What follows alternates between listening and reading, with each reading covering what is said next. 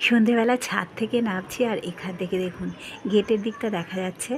আশা করি সবাই ভালো আছেন। আপনারা যেই চ্যানেলটা দেখছেন সেটা হলো পিয়া ডেইলি। তো সঙ্গে থাকুন, দেখতে থাকুন আজকের পুরো ব্লগটা।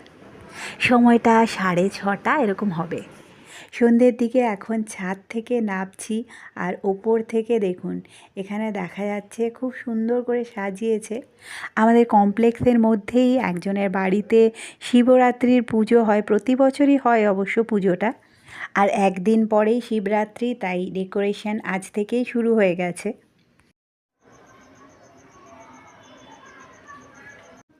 আর এখানে দেখুন গেট থেকে ঢুকে সোজা রাস্তা দিয়ে একটু হেঁটে এলেই বাবার সুন্দর একটা মূর্তি এখানে বসানো হয়েছে।